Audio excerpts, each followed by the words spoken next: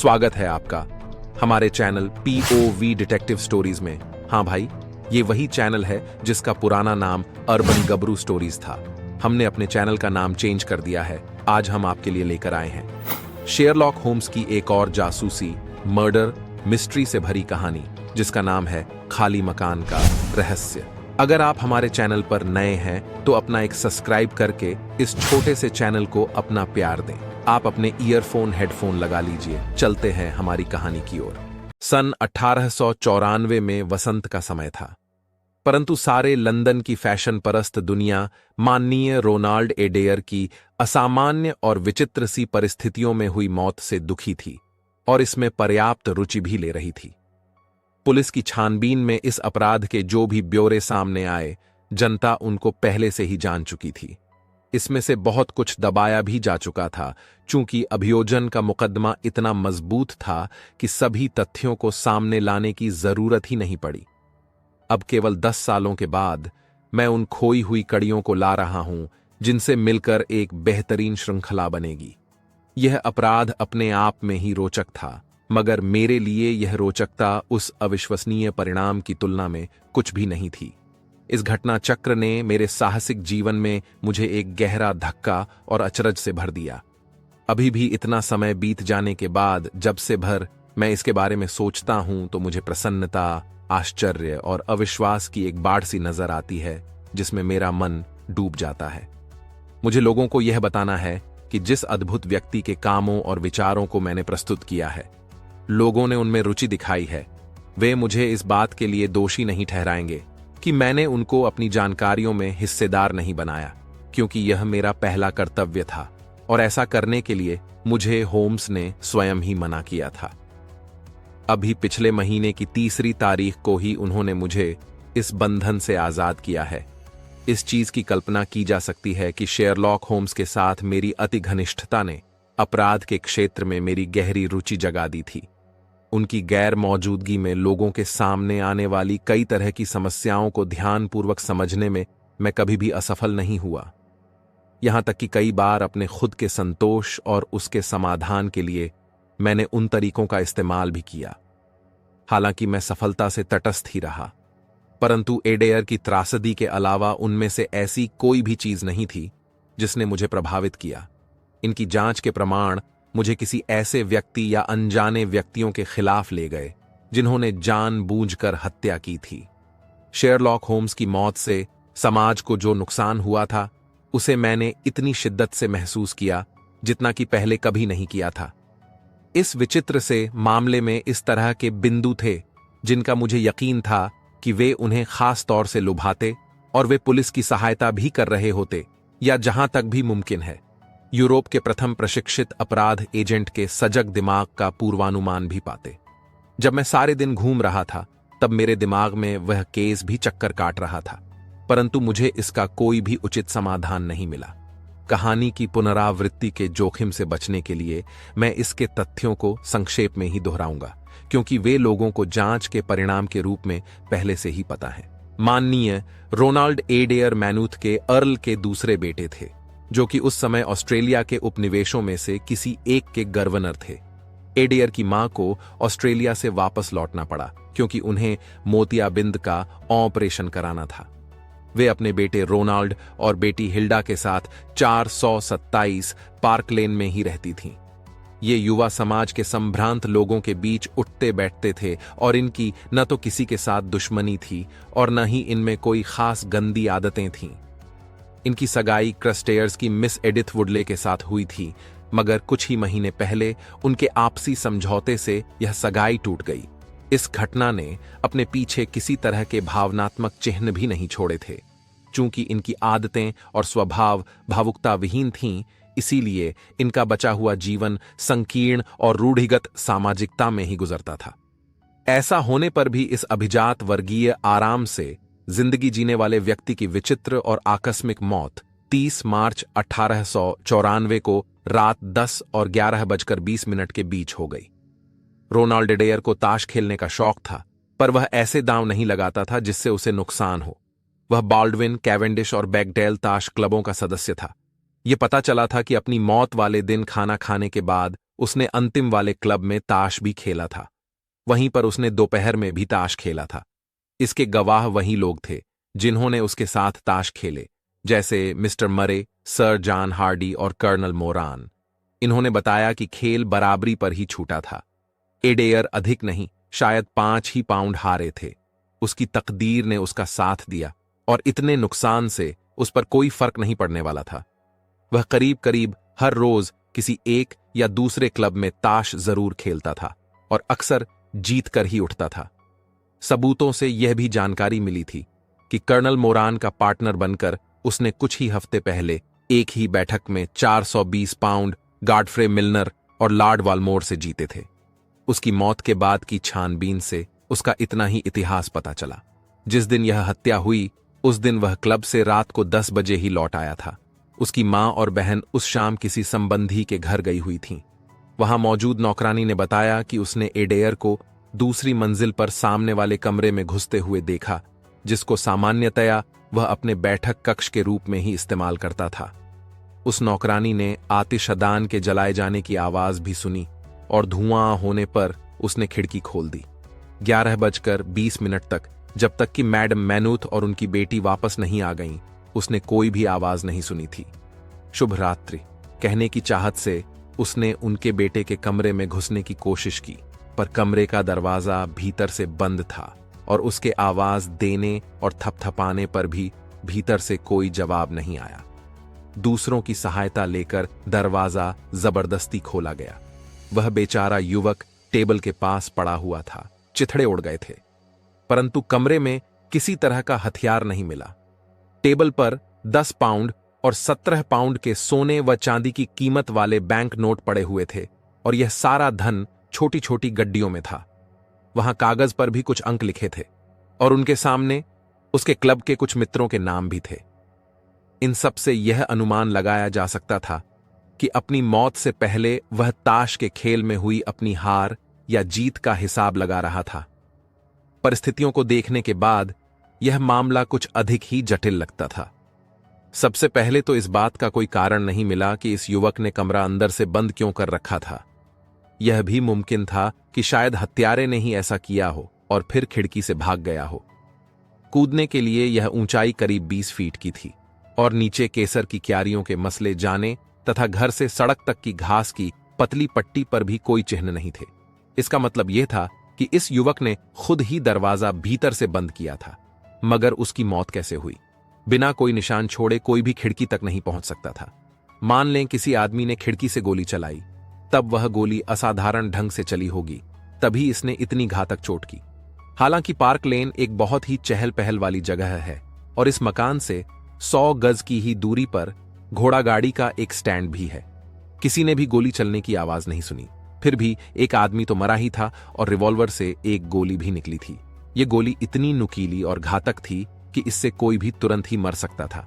यही था पार्क लेन का रहस्य, जिसमें किसी भी कारण का अभाव नजर आ रहा था, क्योंकि जैसा कि मैं पहले ही बता चुका हूं, युवक एडेयर की किसी से भी दुश्मनी नहीं थी और इस कमरे से धन और कीमती चीजें हटाने की भी कोशिश नहीं की गई थी।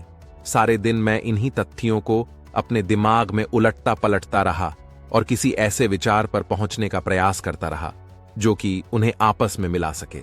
साथ ही साथ मैं कम से कम रुकावट वाली दिशा भी ढूंढता रहा, जिसे मेरा साथी प्रत्येक छानबीन का शुरुआती बिंदु बताता था।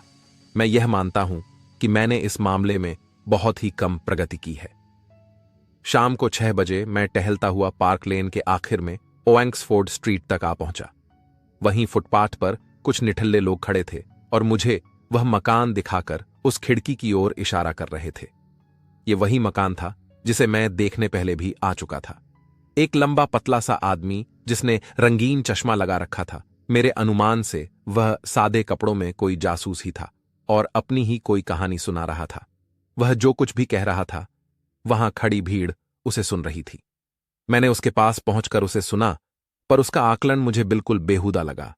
इसीलिए मैं कुछ निराश होकर वापस मुड़ा। जैसे ही मैं वापस मुड़ा, मैं ठीक मेरे पीछे खड़े एक बुजुर्ग विकलांग आदमी से टकरा गया और उसकी कई किताबें जमीन पर बिखर गईं, जिन्हें लेकर वह कहीं जा रहा था। मुझे याद है कि जब मैं उन किताबों को उठा रहा था, तभी मैंने उनमें से एक का शीर्षक देखा, वृक्ष पूजन का मूल, और इसने मुझे थोड़ा सा अचंभित किया कि या तो यह बेचारा पुस्तक प्रेमी है या व्यापारी, या शायद शौकिया ही ऐसी दुर्बोध पुस्तकें इकट्ठा कर रहा है। मैंने इस दुर्घटना के लिए उससे माफी मांगी, पर ऐसा लग रहा था कि जिन किताबों के साथ मैंने दुर्व्यवहार किया था वे उसके लिए बहुत ही महत्वपूर्ण थीं। गुस्से में गुर्राता हुआ वह दूसरी ओर मुड़ गया और मैंने देखा कि उसकी सफेद गलमुच्छे लोगों की भीड़ में कहीं खो गईं। फॉरेन बीन, जिसमें कि मेरी भी रुचि थी, ने अब मेरी समस्या को थोड़ा स्पष्ट कर दिया था। इस मकान के चारों ओर एक दीवार और रेलिंग थी। इसकी ऊंचाई 5 फीट से अधिक नहीं थी। किसी भी आदमी के लिए इसे फांदकर बगीचे में जाना कोई मुश्किल नहीं था, पर खिड़की तक पहुंचना आसान नहीं था, क्योंकि वहां पानी का पाइप तक नहीं था जिससे कि किसी बहुत तेज आदमी को चढ़ने में सहायता मिल सकती। सबसे अधिक आश्चर्य की बात तो तब हुई जब मैं वापस केंसिंगटन पहुंचा। मुझे अपने अध्ययन कक्ष में पहुंचे अभी 5 मिनट भी नहीं बीते थे कि मेरी नौकरानी यह बताने के लिए आई कि कोई आदमी मुझसे मिलने आया है। तब मुझे आश्चर्य हुआ जब मैंने देखा कि वह और कोई नहीं बल्कि वही बूढ़ा है जो किताबें इकट्ठी कर रहा था, और उसके दाहिने हाथ में कम से कम 1 दर्जन किताबें थीं। उसने अपनी टूटती हुई अपरिचित आवाज में पूछा, आप मुझे देखकर चकित हैं सर? मैंने स्वीकार कर लिया कि मैं वाकई चकित हूं। मेरे पास भी दिमाग है, और जब मैंने आपको इस घर में घुसते हुए देखा तब मैं आपके पीछे लंगड़ाता हुआ आ गया। मैंने सोचा कि मैं अंदर आ जाऊं और उस भले आदमी को देखूं और बताऊं कि यदि मेरा व्यवहार थोड़ा रूखा था तब भी मेरा आशय आपको नुकसान पहुंचाने का नहीं था, और आपने जो किताबें उठाकर मुझे दी थीं मैं उसके लिए आपका एहसानमंद हूं। मैंने कहा, आपने बहुत तकलीफ उठाई। क्या मैं जान सकता हूं कि आपको कैसे पता चला कि मैं कौन हूं? जी हां सर, मैं आपका ही पड़ोसी हूं। चर्च स्ट्रीट के कोने पर मेरी किताबों की एक छोटी सी दुकान है, और मुझे यकीन है कि आपको वहां देखकर मुझे बहुत ही खुशी होगी। आपको वहां बड़ा सुकून मिलेगा सर। यहां मेरे पास कुछ किताबें हैं, जैसे ब्रिटिश बाइज, द होली वॉर, कैटल्स। आप इन्हें रख सकते हैं। केवल 5 खंडों में ही आपकी आलमारी का दूसरा खाना भर जाएगा, पर यह बहुत ही अस्त व्यस्त है, क्यों है ना? मैंने अपना सिर पीछे की ओर घुमाया और आलमारी की ओर देखा। जैसे ही मैं वापस मुड़ा मैंने देखा कि शेरलॉक होम्स मेरी पढ़ने वाली टेबल के बगल में खड़े होकर मुस्कुरा रहा था। मैं तुरंत ही खड़ा हो गया और आश्चर्य से उनकी तरफ कुछ सेकंड तक देखता ही रहा, और मुझे ऐसा लगा कि मैं बेहोश हो जाऊंगा। ऐसा अनुभव मुझे जीवन में पहली और आखिरी बार हुआ था। वाकई मेरी आंखों के सामने धुंधलका सा छा गया, और जब यह साफ हुआ तब मैंने महसूस किया कि मेरे कॉलर के बटन खोले जा चुके थे और ब्रांडी के बाद वाला तीखा स्वाद मेरे होंठों पर पड़ा हुआ था। होम्स मेरी कुर्सी पर झुका हुआ था और उनके हाथ में उनका मुखौटा था। जो आवाज मुझे अच्छी तरह से याद थी, उसी आवाज में उन्होंने कहा, प्रिय वॉटसन, मैं तुमसे 1000 बार माफी मांगता हूं। मुझे इस बात का अंदाज नहीं था कि तुम पर इतना अधिक असर होगा। मैंने उसे अपनी बाहों में भर लिया। मैं रो पड़ा। होम्स, क्या वाकई आप हैं? क्या आप सचमुच जिंदा हैं? क्या यह वाकई मुमकिन था कि आप उस भयानक खाई से बाहर निकल आए? उन्होंने कहा, 1 मिनट रुको। क्या तुम इन बातों को सुन सकते की हालत में हो? मैंने तुम्हें अचानक प्रकट होकर बड़ा धक्का पहुंचाया है। मैं बिल्कुल ठीक हूं, पर होम्स, मुझे अपनी आंखों पर मुश्किल से ही विश्वास हो रहा है। हे भगवान, मैं सोच नहीं पा रहा हूं कि आप मेरे कमरे में खड़े हैं। मैंने उनकी बांह को कसकर पकड़ा और अपने हाथ के नीचे उनकी पतली पर हट्टी कट्टी बांह को महसूस किया। मैंने कहा, तुम कोई रूह नहीं हो और मैं तुम्हें देखकर बहुत ही खुश हूं। बैठ जाओ और मुझे बताओ कि तुम उस भयानक खाई से कैसे बाहर निकले। वे ठीक मेरे सामने बैठ गए और अपने उसी पुराने आराम आराम वाले तरीके से सिगरेट सुलगाई। उसने किताबों के दुकानदार की तरह ही फ्रॉक वाला कोट पहन रखा था, पर उनके बाल सफेद थे और मेज पर पुरानी किताबों का ढेर लगा हुआ था। होम्स एक बूढ़े से कहीं अधिक सजग और पतला दिख रहा था, पर उसकी गरुड़ सरीखी आकृति पर एक सफेदी सी झलक रही थी, जिससे पता चलता था कि उसका हाल का जीवन स्वस्थ नहीं था। होम्स ने कहा, वॉटसन, मुझे अपने आप को सीधा करने में बहुत मजा आ रहा है। एक लंबे आदमी के लिए अपने शरीर को घंटों तक झुकाए रखना कोई मजाक बात नहीं है। हाँ तो मेरे प्यारे दोस्त, अपने इस सारे किस्से के साथ क्या अब मैं अपने सामने आने वाली एक कठिन व खतरनाक रात के काम के लिए तुम्हारा सहयोग प्राप्त कर सकता हूं? उस काम को पूरा करने के लिए शायद यह अच्छा होगा कि मैं तुम्हें सारी स्थिति से परिचित करा दूं। मैं बहुत ही उत्सुक हूं और इसे तुरंत सुनना भी पसंद करूंगा। आज रात तुम मेरे साथ चलोगे? तुम जब भी चाहो और जहां भी चाहो। यह तो वाकई उन पुराने दिनों की ही तरह है। चलने से पहले हमारे पास भरपेट खाना खाने का समय है और उस खाई वाले झरने से मुझे बाहर निकलने में कोई परेशानी नहीं हुई, क्योंकि इसका कारण बहुत ही सीधा है। मैं इसमें गिरा ही नहीं था। आप इसमें गिरे ही नहीं? नहीं वॉटसन, मैं इसमें कभी गिरा ही नहीं था। मैंने तुमको जो नोट लिखा था वह बिल्कुल सच था। मुझे इस बात का शक हो गया था कि मैं अपने पेशे की समाप्ति पर पहुंच चुका हूं। तभी मैंने उस बाकल स्वर्गीय प्रोफेसर मोरियार्टी की आकृति देखी, जो कि उस सकरे रास्ते पर खड़ी थी और यह रास्ता सीधा सुरक्षा की तरफ जाता है। मैंने उसकी स्लेटी आंखों में एक दृढ़ उद्देश्य देखा। मैंने उसके साथ कुछ बातचीत भी की और उसकी सहज अनुमति से एक आदेश भी लिखा, जो कि बाद में तुमको मिला, जिसे मैंने अपनी सिगरेट की डिब्बी और छड़ी के साथ छोड़ दिया था। मैं फिर संकरे रास्ते पर चल दिया। मोरियार्टी अभी भी मेरे पीछे आ रहा था और जब मैं अंतिम छोर पर पहुंचा तो देखा कि मैं एक घाटी पर खड़ा हूं। उसने कोई हथियार नहीं निकाला, पर वह मेरी तरफ दौड़ा और मुझे अपनी लंबी बाहों में जकड़ लिया। वह जानता था कि उसका खेल खत्म हो चुका था और वह केवल मुझसे बदला लेना चाहता था। हम ऊपर झरने के किनारे एक साथ गूंथे हुए लड़खड़ा रहे थे। मुझे जापानी कुश्ती की कुछ जानकारी है, जो कि कई बार मेरे काम भी आ चुकी है। मैं किसी तरह उसकी पकड़ से बाहर आ चुका था, पर वह एक तेज चीख के साथ मुझ पर पागलों की तरह कुछ देर तक ठोकर मारता रहा और हवा में अपने पंजे लहराता रहा। उसके इन सारे प्रयासों के दौरान वह अपना संतुलन न बना सका और नीचे खाई में गिर गया। ऊपर किनारे से मैंने देखा कि वह काफी नीचे तक गिरता चला गया और फिर एक चट्टान से टकराया, उछला और नीचे गहरे पानी में गिर गया। मैंने इस कहानी को आश्चर्य के साथ सुना, जो कि होम्स ने अपनी सिगरेट के कश लेते हुए मुझे सुनाई। मैं जोर से चीखा, पर वे पैरों के निशान, जिन्हें मैंने अपनी आंखों से देखा था, जो कि रास्ते पर सिर्फ जाने के ही थे, वे वापस नहीं लौटे। यह इस प्रकार हुआ कि जब प्रोफेसर गायब हो गया, तब मैंने सोचा कि भाग्य ने मुझे कितना अद्भुत अवसर दिया है। मैं जानता था कि मोरियार्टी ही वह अकेला शख्स नहीं था जिसने मेरी मौत की कसम खाई थी। वहां कम से कम 3 और भी लोग थे, जिनकी मुझसे बदला लेने की चाहत और भी बढ़ जाएगी जब वे जानेंगे कि उनके नेता की मौत हो चुकी है।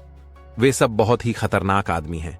उनमें से कोई एक मुझे जरूर ढूंढ लेगा और दूसरी तरफ दुनिया मान चुकी है कि मेरी मौत हो गई।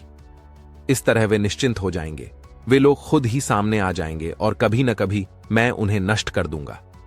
तभी उस घोषणा का समय आएगा कि मैं अभी जीवित हूं। इसीलिए मेरे दिमाग ने तेजी से काम किया और मुझे लगता है कि जब तक प्रोफेसर मोरियार्टी नीचे रेंचबाक झरने में पहुंचा होगा, इतनी ही देर में मैंने इस पर सोच लिया था। मैं खड़ा हुआ और अपने पीछे उस चट्टान वाली दीवार को देखा। तुम्हारे उस सजीव चित्रण के साथ वह विवरण, जिसे मैंने कुछ महीनों बाद पढ़ा था और जिसमें तुमने इस बात पर जोर दिया था कि वह दीवार बिल्कुल ही सीधी सपाट थी, पर वह बात पूरी तरह से सही नहीं थी। दीवार पर कहीं कहीं पैर टिकाने के लिए अपने आप छोटे छोटे खांचे बन गए थे। वह चट्टानी चढ़ाई बिल्कुल असंभव सी मालूम पड़ती थी और इसीलिए गीले रास्ते के बगल से गुजरते हुए मेरे पैरों के निशान का मिलना भी असंभव था। यह हो सकता था कि वापसी के मेरे जूतों के निशान तुम्हें मिल जाते, पर 3-3 जोड़ी पैरों के एक ही दिशा में जाते निशानों ने वाकई एक धोखा पैदा कर दिया होगा। एक चीज और सबसे अच्छी हुई कि मैंने ऊपर चढ़ने का जोखिम उठाया। वॉटसन, इस काम में कोई मजा नहीं आ रहा था। नीचे झरने के गर्जने की आवाज आ रही थी। मैं कोई कल्पनाशील व्यक्ति नहीं हूं, मगर मैं तुमको बताना चाहता हूं कि मुझे उस खाई में मोरियार्टी की मुझ पर चीखने की आवाज महसूस हो रही थी। एक छोटी सी भी गलती मेरे लिए खतरा बन सकती थी। कई बार मेरे हाथों में घास का गुच्छा आया या मेरा पांव भीगे हुए चट्टानी खांचों से फिसला और मुझे लगा कि मैं गया, पर मैंने ऊपर चढ़ने के लिए संघर्ष किया और कई फीट नीचे की चट्टान पर पहुंच गया, जो कि मुलायम हरी काई से भरी हुई थी और जहां मैं दिखाई न देकर बहुत ही आराम की हालत में लेट सकता था।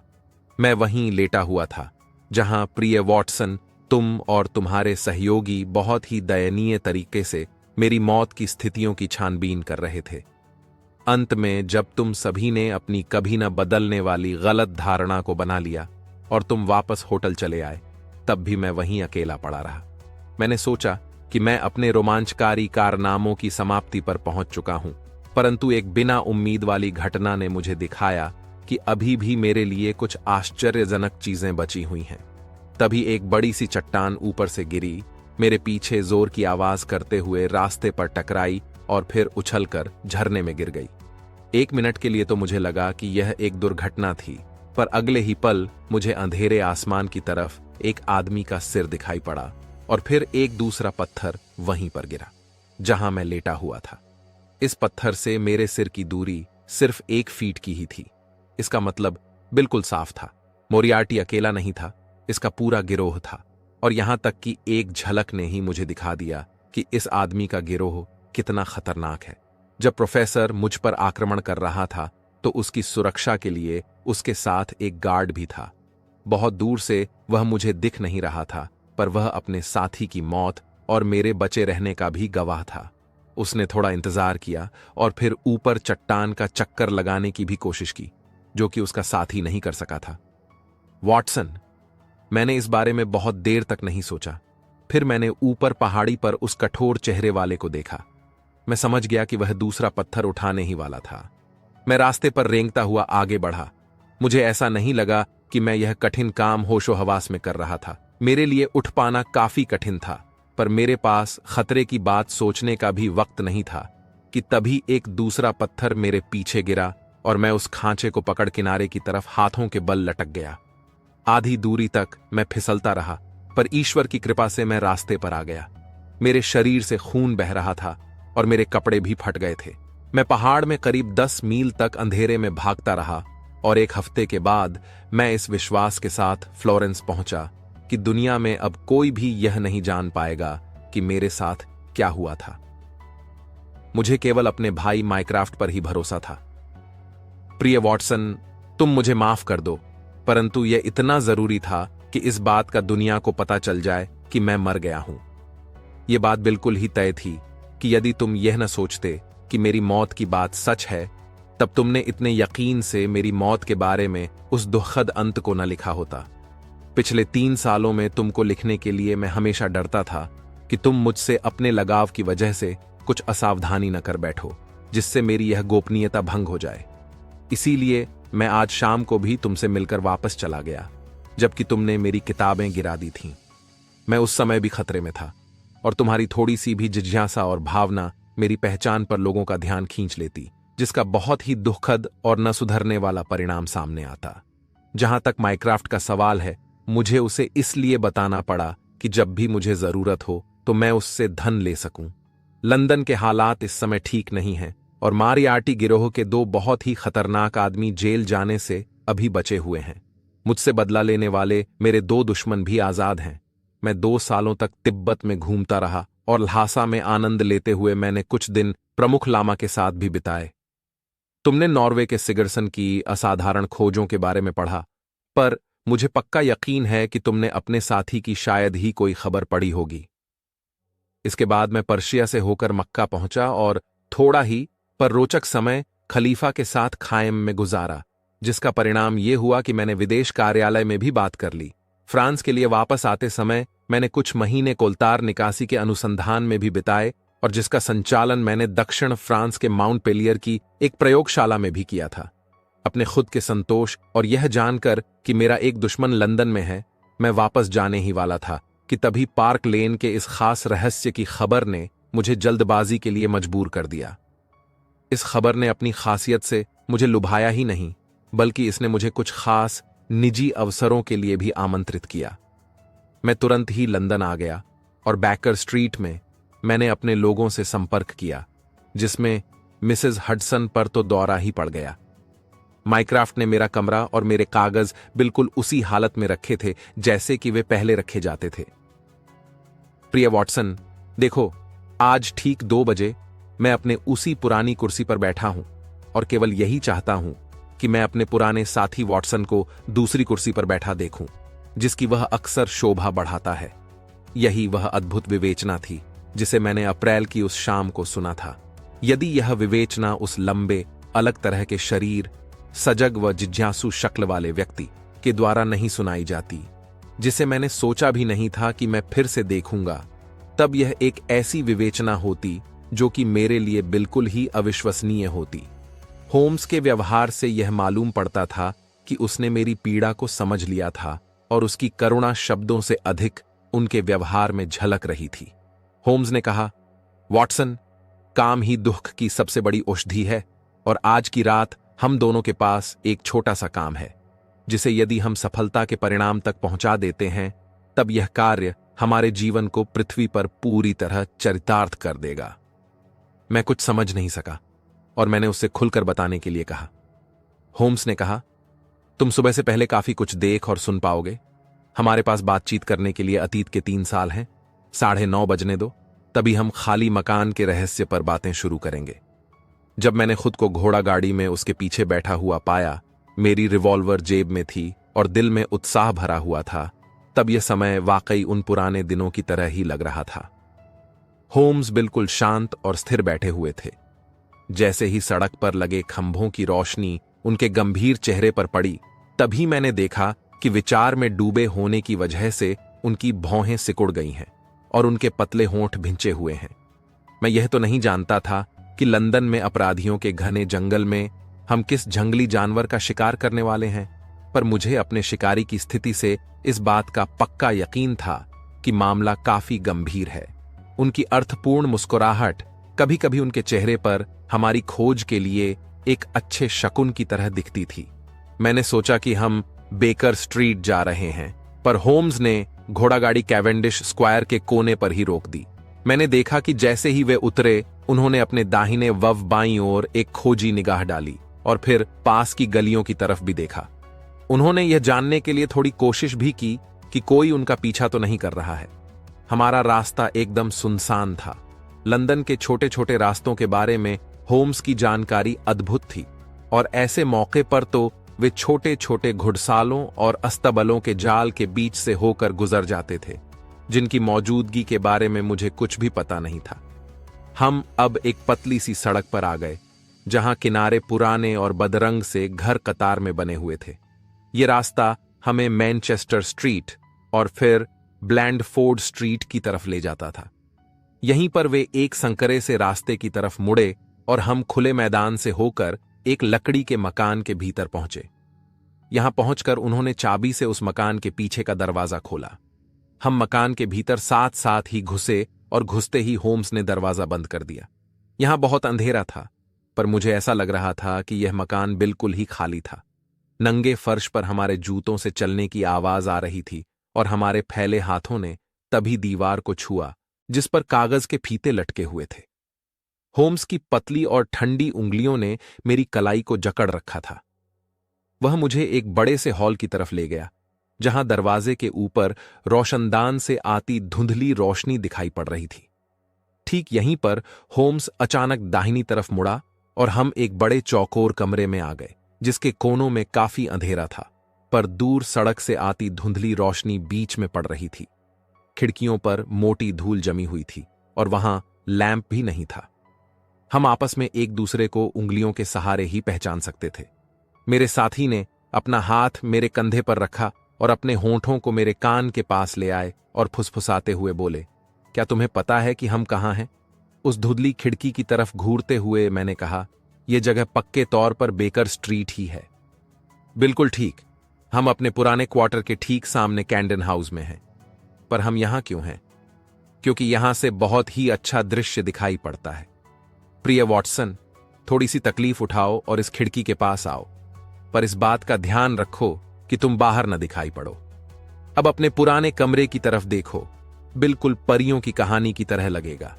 हम देखेंगे कि 3 सालों की मेरी गैर मौजूदगी ने मेरी तुमको चौंका देने वाली शक्ति पूरी तरह से खो दी है क्या? मैं धीरे से आगे सरक आया और जैसे ही मेरी आंखें अपनी उस जानी पहचानी खिड़की पर पड़ी, मैंने एक गहरी सांस ली और आश्चर्य से चीख पड़ा। खिड़की खुली हुई थी और कमरे में एक तेज रोशनी जल रही थी। खिड़की के पर्दे पर एक व्यक्ति की आकृति की परछाई दिख रही थी, जो कि कुर्सी पर बैठा हुआ था। उसके सिर का संतुलन, कंधों की चौड़ाई और चेहरे के तीखेपन में कोई भी गलती नहीं थी। उसका चेहरा आधा झुका हुआ था, जिसका प्रभाव उस छाया पर पड़ रहा था। यह छाया ठीक वैसी ही थी जैसी कि मेरे दादाजी फोटो फ्रेम में पसंद करते थे। यह होम्स की बिल्कुल हूबहू मूर्ति थी। मैं इतना आश्चर्यचकित था कि मैंने अपना हाथ अपने पीछे खड़े आदमी की तरफ बढ़ाकर अपना यकीन पक्का कर लिया। वे धीमे से हंसते हुए हिल रहे थे। देखा, मैंने जोर से कहा, हे भगवान, यह तो अद्भुत है। होम्स ने कहा, मुझे यकीन है कि उम्र मुझे न तो बुढ़ा सकेगी और न ही मेरी अनंत विविधताओं की परंपरा को बासी होने देगी। मैंने उसकी आवाज में वही खुशी और गर्व महसूस किया जो कि किसी कलाकार को अपनी रचना पर होता है। यह वाकई मेरी ही तरह है ना? मैं इस बात को कसम खाकर कह सकता था कि यह तुम ही हो। इसे बनाने का श्रेय ग्रीनोबल के मोंसियर ऑस्कर म्यूनियर को जाता है, जिन्होंने इसको बनाने में अपने कुछ दिन लगाए थे। यह मूर्ति मोम की है। बाकी सब कुछ मैंने आज दोपहर में बेकर स्ट्रीट पहुंचकर किया है। पर क्यों? क्योंकि प्रिय वॉटसन, मेरे पास इस बात के पक्के कारण हैं कि मैं यह चाहता हूं, जब भी मैं यहां न रहूं तब कुछ लोग यह सोचें कि मैं यहीं हूं। तुम्हें लगता है कि तुम्हारे कमरों पर निगरानी रखी जाती है? मैं जानता था कि वे निगरानी रख रहे हैं। कौन लोग? मेरे पुराने दुश्मन वॉटसन, वही गिरोह जिसका नेता रेंच बाक झरने में डूबकर मर गया था। तुम्हें याद होगा कि केवल वही लोग जानते थे कि मैं जिंदा बच गया हूं। उनको यह विश्वास होगा कि मैं कभी न कभी अपने कमरे में वापस लौटूंगा। उन्होंने लगातार निगरानी रखी और आज सुबह उन्होंने मुझे आते हुए देखा था। तुम्हें कैसे पता चला? जब मैंने अपनी खिड़की से बाहर झांका तब मुझे उनका संतरी दिखाई पड़ा, जिसे मैं पहचानता था। वह कम घातक आदमी था।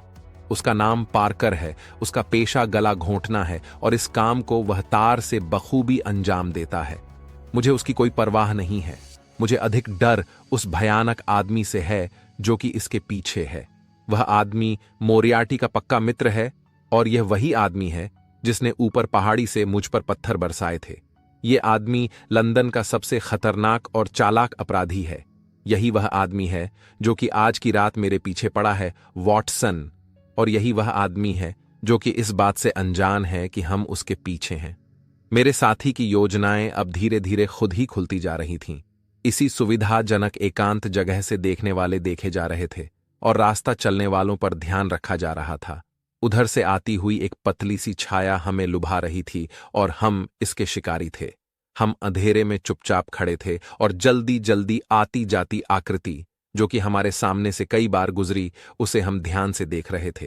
होम्स बिल्कुल ही शांत और स्थिर थे, पर मैं कह सकता हूं कि वे बहुत ही सजग थे और उनकी आंखें हर आने जाने वाले आदमी पर टिकी हुई थीं। आज की रात बहुत ही ठंडी थी और नीचे सड़क पर तेज हवा सीटी की आवाज के साथ बह रही थी। बहुत से लोग सड़क पर आ जा रहे थे। उनमें से ज्यादातर ने कोट और गले में मफलर जैसी चीज पहन रखी थी। एक बार मुझे ऐसा लगा कि मैंने एक ही चेहरे को 2 बार देखा है। खासतौर से उन 2 आदमियों पर ध्यान दिया जो कि हवा से बचने के लिए उस मकान के छोटे से बरामदे पर रुके थे। मैंने अपने साथी का ध्यान उन दोनों की ओर दिलाया, परंतु उसने बहुत ही कम अधीरता दिखाई और सड़क पर ध्यान से देखता रहा। उन्होंने कई बार अपने पैर बदले और दीवार पर अपनी उंगलियां तबले की तरह ठपठपाईं। मुझे ऐसा लग रहा था कि वह अब बेचैन हो रहा था, क्योंकि उनकी योजना उसकी उम्मीद के अनुसार नहीं काम कर रही थी। धीमे धीमे जब रात आधी बीत गई और सड़क पर लोग भी आने जाने बंद हो गए, तब वे कमरे में बेचैन होकर इधर उधर टहलने लगे। मैं उन्हें कुछ कहने ही वाला था कि तभी मैंने उस रोशनी वाली खिड़की की तरफ देखा और मुझे बहुत ही आश्चर्य हुआ। मैंने होम्स की बाहें पकड़ी और उन्हें उस ओर देखने का इशारा किया। मैंने जोर से कहा, वह परछाई वहां से हट गई है। वहां कोई आकृति नहीं दिखाई पड़ रही है, बल्कि उसका पीछे का हिस्सा हमारी तरफ हो गया है।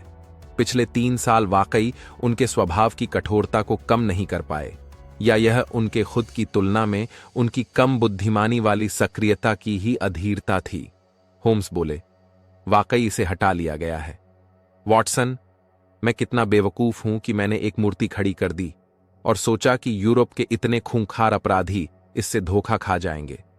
हम इस कमरे में 2 घंटे से हैं और मिसेस हडसन ने इस आकृति को 8 बार हटाया बढ़ाया है, यानी हर चौथाई घंटे में 1 बार। वह सामने से ऐसा करती रहीं, इसीलिए उनकी परछाई नहीं पड़ी।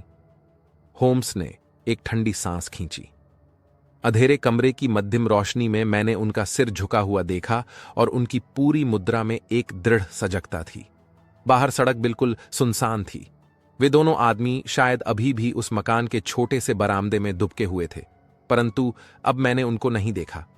चारों तरफ शांति और अंधेरा था। सामने के उस पीले पर्दे पर काली आकृति की छाया पड़ रही थी। तभी उस सुनसान चुप्पी में मैंने फुसफुसाने की महीन सी आवाज सुनी, जिसमें एक खास तरह की उत्तेजना थी। होम्स ने तुरंत ही मुझे कमरे के अंधेरे कोने की तरफ खींच लिया और मुझे चुप रहने की चेतावनी भी दी। उनकी जकड़ी हुई उंगलियों में एक कंपन था। हमारे सामने की सड़क बिल्कुल सुनसान थी। तभी अचानक मुझे कुछ ऐसा एहसास हुआ जिसको उसकी तेज समझ ने पहले ही भांप लिया था। एक धीमी सी पर रहस्यमयी आवाज मेरे कानों में पड़ी। यह आवाज बेकर स्ट्रीट की तरफ से नहीं आ रही थी, बल्कि उसी मकान के पीछे से आ रही थी जहां हम छिपे हुए थे। एक दरवाजा खुला और फिर बंद हो गया। अगले ही पल गलियारे में पैरों की आवाज सुनाई पड़ी और इसकी प्रतिध्वनि खाली मकान में गूंज रही थी। होम्स दीवाल के पास दुबक गए और मैंने भी वही किया। मेरा हाथ रिवॉल्वर की मूठ पर कस गया। उस अंधेरे में झांकते हुए मैंने एक आदमी की धुंधली सी आकृति देखी, जो कि खुले हुए दरवाजे के अंधेरे से भी अधिक काली थी। वह आदमी एक पल के लिए रुका और फिर आगे की तरफ रेंगता हुआ, हमारे मन में एक डर सा पैदा करता हुआ आगे की ओर बढ़ा। वह मुझसे केवल 3 गज की ही दूरी पर था और इसे वहां पर मेरी मौजूदगी का अंदाज भी नहीं था। मैंने उससे खुद को टकराने से बचा लिया। वह बिल्कुल ही मेरे पास से गुजर गया और बिना आवाज किए ही उसने खिड़की का पर्दा आधा फुट ऊपर उठा दिया। जैसे ही वह उस खुली खिड़की के सामने बैठा और बाहर सड़क से उस गंदे शीशे से होकर आती धुंधली रोशनी उसके चेहरे पर पड़ी, जो कि बहुत कम भी नहीं थी। वह आदमी काफी उत्तेजित दिख रहा था। उसकी आंखें 2 तारों की तरह चमक रही थीं और उसका जबड़ा भिंचा हुआ था। वह आदमी एक अच्छी खासी उम्र का था। उसकी नाक पतली, माथा ऊंचा और सिर आगे से गंजा एवं अधपकी बड़ी बड़ी मूंछें थीं। अपना हैट पीछे की तरफ कर रखा था और खुले ओवरकोट से उसकी कमीज बाहर की तरफ झांक रही थी। उसका चेहरा रूखा व कठोर था और इसमें कई जगह गहरे कटे निशान थे। उसके हाथ में एक छड़ी जैसी चीज दिख रही थी, परंतु जैसे ही उसने इसे जमीन पर रखा, एक धातु के टकराने की आवाज आई। फिर उसने अपने ओवरकोट की जेब से एक बड़े आकार की चीज निकाली और उनको आपस में जोड़ने में व्यस्त हो गया। एक तेज क्लिक की आवाज के साथ उसने अपना काम खत्म किया।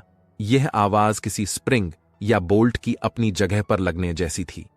अभी भी वह आदमी जमीन पर ही झुका हुआ था और किसी लीवर जैसी चीज को खींच रहा था, जिसका परिणाम एक तेज चरखी की आवाज जैसा था। यह भी एक शक्तिशाली क्लिक पर ही खत्म हुई। अब वह खड़ा हो गया और मैंने देखा कि उसके हाथ में एक राइफल जैसी चीज थी, जिसका हत्था अजीब सा था। इसने इसकी नाल को बीच में से खोलकर इसमें कुछ डाला और फिर बंद कर दिया। उसने अपनी राइफल की नाल खुली खिड़की से बाहर की ओर कर दी और मैंने देखा कि उसकी लंबी मूंछें इस पर झुकी हुई हैं। उसकी चमकती आंखें बाहर की तरफ देख रही थीं। जैसे ही मैंने उसके कंधे पर राइफल की बट को टिके देखा, मैंने राहत की सांस ली। जब उसकी निगाह के अंतिम हिस्से पर मेरी निगाह पड़ी तो मैंने उस चकित कर देने वाले लक्ष्य को देखा, जो कि पीली पृष्ठभूमि पर एक काली आकृति थी। एक पल के लिए वह आदमी बिल्कुल स्थिर हो गया और उसकी उंगली राइफल के ट्रिगर पर कस गई।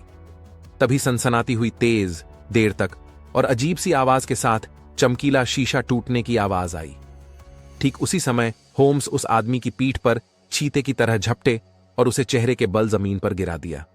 वह आदमी अगले ही पल उठा और उसने अपनी पूरी ताकत के साथ होम्स का गला पकड़ लिया, पर उसी समय मैंने अपने रिवॉल्वर की मूठ से उसके सिर पर चोट की और वह फिर से जमीन पर गिर पड़ा। मैं भी उस पर झपट पड़ा।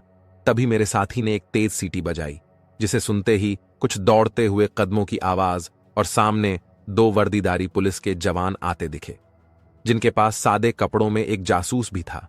ये सभी सामने के दरवाजे से होते हुए कमरे में घुसे थे। होम्स ने कहा, अरे लेस्ट्रेड तुम? जी हां, मी होम्स। मैंने इस काम को अपने हाथ में ले लिया था। आपको फिर से लंदन में देखकर बहुत खुशी हो रही है। मेरे ख्याल से तुम्हें थोड़ी गैर सरकारी सहायता की जरूरत है। पिछले 1 साल में हुई 3 हत्याएं जिनका अपराधी नहीं मिला, क्या ये यह नहीं दिखाती हैं? किंतु तुमने मॉल से रहस्य को लग सकने वाले समय से पहले ही पता लगा लिया था। इसीलिए मैं कहता हूं कि तुमने बहुत ही अच्छा काम किया। हम सभी खड़े थे और हमारा कैदी, जिसे उन कांस्टेबलों ने दोनों तरफ से पकड़ रखा था, वह लंबी लंबी सांसें ले रहा था। सड़क पर पहले से ही कुछ लोग इकट्ठे होने शुरू हो गए थे। होम्स खिड़की की तरफ आगे बढ़े और इसे बंद करके इसका पर्दा गिरा दिया। लेस्ट्रेड ने 2 मोमबत्तियां जला दी और पुलिस वालों ने अपनी लालटेनों के भी ढक्कन हटा दिए थे। मैं अब अपने कैदी का चेहरा ठीक से देख सकता था। इस आदमी की शक्ल बहुत ही मर्दानी और क्रूर थी। इसने मुड़कर हमारी तरफ देखा। एक दार्शनिक की तरह उसकी भौहें और भोग विलास वाले उसके जबड़े से पता चलता था कि उस आदमी में अच्छे और बुरे दोनों ही कामों को करने की पूरी क्षमता थी। प्रकृति के साधारण खतरनाक चिन्हों को पढ़े बिना कोई भी उसकी सन की पलकों से ढकी क्रूर नीली आंखों, खूंखार चेहरे, आक्रामक और डराने वाली नाक एवं घनी भौहों को नहीं देख सकता था। उसने हम में से किसी पर भी ध्यान नहीं दिया, पर उसकी आंखें होम्स के चेहरे पर गड़ी हुई थीं, जिसमें घृणा और आश्चर्य दोनों का ही मिश्रण था। वह बुदबुदा रहा था, तुम बहुत चालाक हो। होम्स ने उसके मुड़े तुड़े कॉलर को ठीक करते हुए कहा, ओह कर्नल, प्रेमियों के मिल जाने से यात्राएं खत्म हो जाती हैं। पुराने नाटक ऐसा ही कहते हैं। मुझे नहीं लग रहा है कि तुम्हें देखकर मुझे खुशी महसूस हो रही है। हालांकि रायखेनबाग के झरने के ऊपर जब मैं लेटा था, तब तुमने मुझ पर ध्यान देने की मेहरबानी की थी। कर्नल अभी भी मेरे साथी को एकटक घूरता हुआ बोला, तुम बहुत धूर्त हो। होम्स ने कहा, मैंने अभी तक तुम्हारा इससे परिचय नहीं कराया है। यह आदमी कर्नल सेबेस्टियन मोरान है और किसी समय यह इंडियन आर्मी में था। हमारी ईस्टर्न एम्पायर का यह एक बेहतरीन निशानेबाज रह चुका है। कर्नल, मैं सही कह रहा हूं कि चीतों के शिकार में तुम्हारा कोई सानी नहीं है। होम्स फिर बोले, मेरी साधारण सी योजना ने इतने पुराने शिकारी को धोखा दे दिया। तुम्हें इसका अंदाज होना चाहिए था। क्या तुमने चीते के शिकार के लिए बछड़ा पेड़ में नहीं बांधा है और तुमने अपनी राइफल के साथ पेड़ पर बैठकर इंतजार भी किया होगा? यह खाली मकान मेरा पेड़ है और तुम मेरे चीते कई चीते होने की संभावना की वजह से तुमने अपने पास और भी बंदूकें रखी होंगी, या तुम्हारा निशाना चूकने पर वे काम आती। उसने दूसरी तरफ इशारा करते हुए कहा, ये हैं मेरी दूसरी बंदूकें, जो कि ठीक वैसी ही थीं। फिर गुस्से से गुर्राता हुआ आगे की ओर झपट पड़ा, पर तभी दोनों पुलिस वालों ने उसे पकड़कर पीछे की ओर ढकेल दिया। उसके चेहरे पर भयानक गुस्सा दिख रहा था। होम्स ने कहा, मैं मानता हूं कि तुमने भी मुझे थोड़ा आश्चर्य में डाल दिया था। मैंने यह नहीं सोचा था कि तुम भी इस काम के लिए इसी खिड़की का इस्तेमाल करोगे। मैंने सोचा था कि तुम सड़क से ही अपने काम को अंजाम दोगे। इसीलिए मेरे साथी लेस्ट्रेड और उसके सहयोगी वहीं तुम्हारा इंतजार कर रहे थे। मेरी वह सारी तैयारी बेकार चली गई। कर्नल मोरान ने उस सरकारी जासूस की तरफ मुड़ते हुए कहा, तुम्हारे पास मुझे गिरफ्तार करने की वजह हो सकती है और नहीं भी, पर इस आदमी का ताना सुनने की मेरे पास कोई वजह नहीं है। अगर मैं कानून के हाथ में हूं तो कानून को अपने ढंग से काम करने दो। लेस्ट्रेड ने कहा, यह बात सही है। अब हमारे यहां से जाने तक आप कुछ भी नहीं कहेंगे। होम्स ने वह शक्तिशाली एयरगन जमीन से उठा ली और इसके काम करने के तरीके को ध्यान से देखने लगे। फिर बोले, यह बहुत ही बेहतरीन हथियार है। इसमें आवाज भी नहीं होती है और इसकी मारक क्षमता भी अच्छी है। मैं जानता हूं कि इसे उस प्रोफेसर मोरियार्टी ने अंधे जर्मन मिस्त्री से ऑर्डर देकर बनवाया था। मैं इसके बारे में कई वर्षों से जानता था। हालांकि इसे इस तरह से परखने का अवसर मुझे पहले कभी नहीं मिला। लेस्ट्रेड, मैं इसमें लगने वाली गोली पर भी तुम्हारा ध्यान आकर्षित करना चाहूंगा। लेस्ट्रेड ने कहा, आप इसकी देखभाल के लिए मुझ पर भरोसा कर सकते हैं। सभी लोगों के दरवाजे की ओर चलने के साथ ही वह फिर से बोला, आप कुछ और भी कहना चाहते हैं? केवल यह पूछना चाहता हूं कि इस पर कौन सा अभियोग लगाओगे? कौन सा आरोप सर? इसने शेरलॉक होम्स की हत्या का प्रयास किया है। ऐसा नहीं है लेस्ट्रेड, मैं इस मामले में आना नहीं चाहता हूं। इसका सारा श्रेय तुम्हें जाता है। हां लेस्ट्रेड, मैं तुम्हें बधाई देता हूं। इसमें तुमने अपनी चालाकी और साहस दोनों ही इस्तेमाल किए और इसे पकड़ लिया। किसे? किसे मी होम्स? यही वह आदमी है जिसने पुलिस की सारी कोशिशें बेकार कर दी थीं। यह आदमी कर्नल सेबेस्टियन मोरान है, जिसने माननीय रोनाल्ड एडेयर की हत्या इसी एयरगन से 427 पार्क लेन के सामने वाली खुली खिड़की से पिछले महीने की 13 तारीख को की थी। यही इसका अभियोग है लेस्ट्रेड। वॉटसन, अगर तुम उस टूटी हुई खिड़की से कुछ पाना चाहते हो तो मेरे पढ़ने वाले कमरे में आधे घंटे के लिए मेरे साथ एक सिगार पीते हुए तुम कुछ अच्छी जानकारियां प्राप्त कर सकते हो। हमारे पुराने कमरे माइक्राफ्ट होम्स और मिसेस हडसन की देखरेख में बिल्कुल पहले की ही तरह थे। जैसे ही मैं कमरे में घुसा, मैंने देखा कि वहां एक अप्रत्याशित व्यवस्था थी, परंतु पुराने निशान अपनी ही जगह पर मौजूद थे। मेज पर एसिड के धब्बे पड़े हुए थे। वहां आलमारी में बेकार और संदर्भ ढूंढने वाली किताबों के ढेर लगे थे, जिनमें से बहुत सी किताबों को तो एक आम नागरिक जला देना ही पसंद करेगा। चित्र, वायलिन का डब्बा, पाइप रखने का आला, यहां तक कि पर्शियन चप्पलें जिनमें तंबाकू भी पड़ी थीं, भी मेरी आंखों के सामने थीं। इस कमरे में दो लोगों का दखल पहले से ही था। एक तो मिसेस हडसन, जिन्होंने हमें घुसते ही ऊपर से नीचे तक देखा, और दूसरी वह मूर्ति जिसने रात के रोमांच में एक अहम भूमिका अदा की थी। यह मूर्ति रंगीन मोम की थी और इसकी शक्ल मेरे साथी की बिल्कुल हूबहू थी।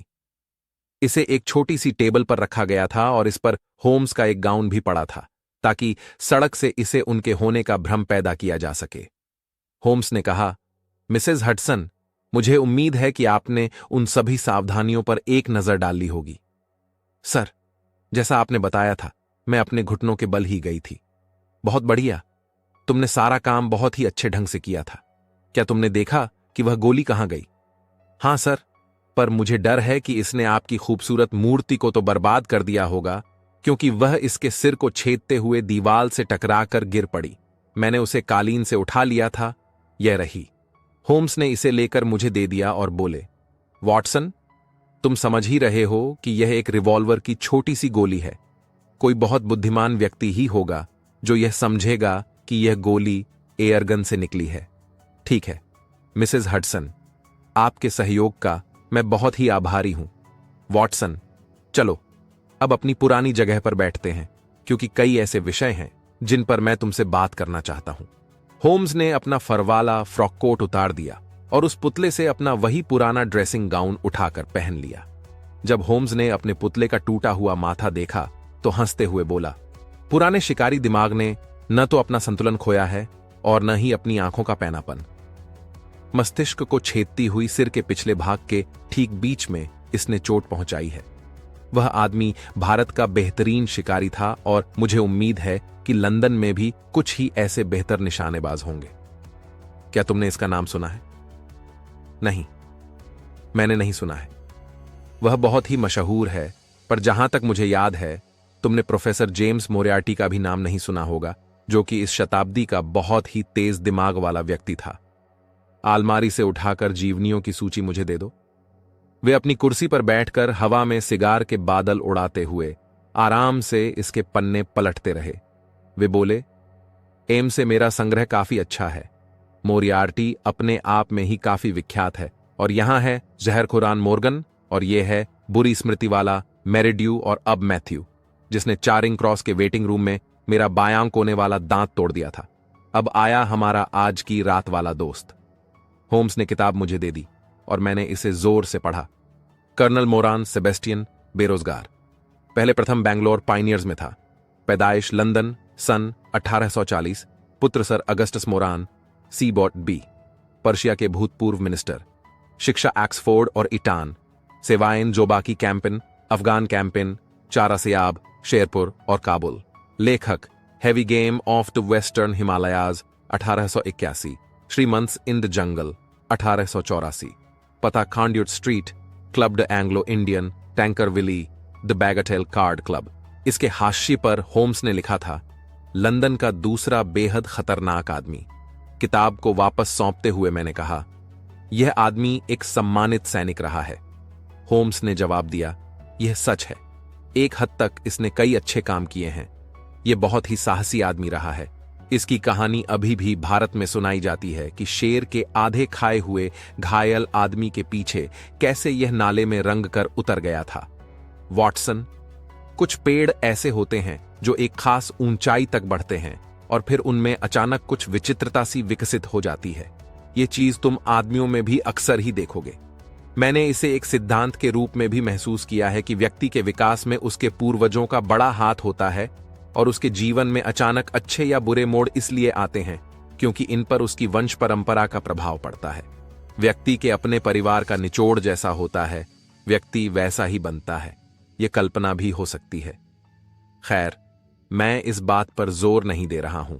चाहे जो भी कारण हो, कर्नल मोरान गलत आदमी बनना शुरू हो गया था। किसी खुली बदनामी के न होने पर भी भारत में उसका रुकना मुश्किल हो गया था। वह वहां सेवा मुक्त हो गया और लंदन वापस आ गया। फिर बुराई में उसने अपना नाम रोशन कर लिया। यही वह समय था जब उसे प्रोफेसर मोरियार्टी ने पसंद कर लिया और उसे अपने आदमियों का मुखिया भी बना दिया। मोरियार्टी ने उसे खुले हाथों से धन दिया और वह उससे केवल 1 या 2 बहुत ही ऊंचे दर्जे का काम लेता था, जो कि उसके साधारण अपराधी नहीं कर पाते थे।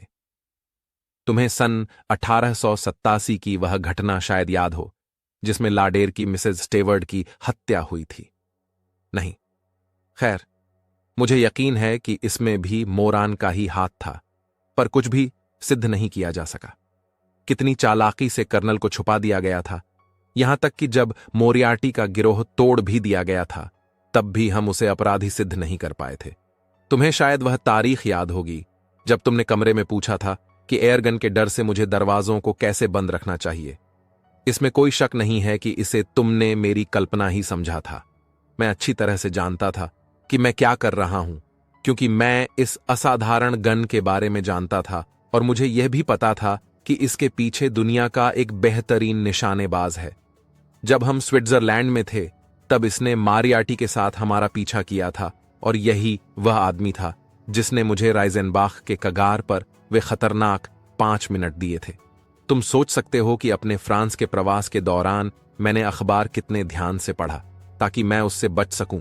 जब तक वह लंदन में आजाद घूम रहा था, मेरी जिंदगी हमेशा खतरे में थी। रात हो या दिन, उसकी काली छाया हमेशा मेरे ऊपर मंडराती थी और आखिरकार उसे मौका मिल ही गया। मैं क्या कर सकता था? मैं उसे देखते ही गोली नहीं मार सकता था, नहीं तो मैं कटघरे में होता। मजिस्ट्रेट से इस बारे में कहने में भी कोई फायदा नहीं था। वे केवल खतरनाक संदेह पर दखल नहीं दे सकते थे, इसीलिए मैं कुछ भी नहीं कर सका। किंतु मैंने अखबार की खबरों को यह जानते हुए देखता था कि कभी न कभी मैं उसे पकड़ ही लूंगा। तभी रोनाल्ड एडेयर की हत्या की खबर आई। आखिरकार मेरा मौका आ ही गया। मैंने जो किया, इससे क्या यह नहीं पता चलता था कि कर्नल मोरान ने ही यह काम किया है। उसने उस युवक के साथ ताश खेले और क्लब से उसके घर तक पीछा करके उसकी खुली खिड़की से उसे गोली मार दी। इसमें अब कोई संदेह नहीं है, वे गोलियां ही उसके गले का फंदा बन चुकी हैं। मैं जैसे ही यहां पहुंचा, मुझे उसके संतरी ने देख लिया और मेरे अनुसार उसने तुरंत ही कर्नल को मेरी मौजूदगी के बारे में सूचित कर दिया होगा। उसने मेरी वापसी को इस अपराध से जोड़ने में देरी नहीं की और इसके लिए वह खूंखार तरीके से तैयार हो गया। मुझे पक्का यकीन था कि वह मुझे अपने रास्ते से हटाने की कोशिश करेगा और इसके लिए वह अपने खतरनाक हथियार का भी इस्तेमाल करेगा। मैंने उसके लिए खिड़की में एक बढ़िया लक्ष्य भी रख छोड़ा था। साथ ही साथ मैंने पुलिस को भी बता दिया था कि उनकी जरूरत पड़ सकती है। और वॉटसन, तुमने उनकी मौजूदगी दरवाजे पर बिल्कुल सही समय पर देखी भी थी। मैंने न्यायिक सबूत के लिए इसका इस्तेमाल किया था, पर मैंने सपने में भी नहीं सोचा था कि वह अपने आक्रमण के लिए वही जगह चुनेगा। वॉटसन, क्या अभी भी बताने के लिए कुछ बचा रह गया है? मैंने कहा, हां, आपने अभी तक यह नहीं स्पष्ट किया कि माननीय रोनाल्ड एडेयर की हत्या के पीछे कर्नल का मकसद क्या था। ओ प्रिय वॉटसन, जहां अधिकतर तार्किक दिमाग असफल होते हैं, वहां हम अनुमान का इस्तेमाल करते हैं। मौजूदा सबूतों के ऊपर हर कोई अपनी धारणा बनाता है और आपकी धारणा मेरी ही तरह सही भी हो सकती है। तब आप क्या कोई धारणा बना चुके हैं? मेरे ख्याल से वास्तविकता को बताना कठिन नहीं है। कर्नल मोरान और उस युवक एडेयर के बीच सबूतों से यह पता चला कि उन्होंने काफी अधिक धन जीता था। इसमें कोई शक नहीं है कि मोरान ने बेईमानी की थी। वैसे इस बात को मैं बहुत पहले से ही जानता था। मुझे यकीन है कि एडेयर को हत्या वाले दिन ही यह पता चल गया था कि मोरान बेईमानी कर रहा है। संभव है कि उसने मोरान से अकेले में बात भी की होगी और उसकी पोल खोल देने की धमकी भी दी होगी। यह भी कहा होगा कि वह क्लब को अपना त्यागपत्र दे दे और आगे से ताश न खेलने की कसम भी खा ले। इसमें कोई शक नहीं था कि एडेयर के जैसा युवक तुरंत ही एक जाने माने अपनी से बड़ी उम्र के आदमी की पोल खोलकर उसकी घोर बदनामी कर देता। शायद उसने वैसा ही किया जैसा कि मैं बता चुका हूं। क्लब से निकाले जाने पर मोरान बर्बाद हो जाता क्योंकि उसे ताश की बेईमानी के खेल से फायदा होता था। इसीलिए उसने एडेयर की हत्या उसी समय कर दी जब वह इसका हिसाब लगा रहा था कि उसे खुद कितना धन वापस करना है, क्योंकि उसके साथी ने बेईमानी की थी। उसने अपना दरवाजा इसीलिए बंद कर लिया था कि घर की औरतें वहां अचानक न आ जाएं और यह जानने की कोशिश न करने लगें कि वह इन नामों और सिक्कों को लेकर क्या कर रहा है। अब तो जो होना था सो हो गया। मुझे इसमें कोई शक नहीं है कि आपने सच्चाई को ढूंढ निकाला। अब यह अदालत में तय होगा या नहीं होगा, चाहे जो भी हो, पर इस बीच कर्नल मोरान हमारे लिए परेशानी का कारण नहीं बनेगा। वॉन हर्डर की वह मशहूर एयरगन अब स्कॉटलैंड यार्ड के संग्रहालय की शोभा बढ़ाएगी। शेरलॉक होम्स अब अपनी जिंदगी को फिर से उन रोचक छोटी छोटी समस्याओं की छानबीन में लगाने के लिए आजाद था जिसका अवसर लंदन का जटिल जीवन उसे विपुल मात्रा में देता रहता था। दोस्तों, यह थी शेरलॉक होम्स की मर्डर मिस्ट्री से भरी खाली मकान के रहस्य की कहानी। कहानी पसंद आई तो वीडियो को लाइक करना ना भूलें और अगर आप हमारे चैनल पर नए हैं तो चैनल को सब्सक्राइब करके अपना प्यार इस चैनल को दें।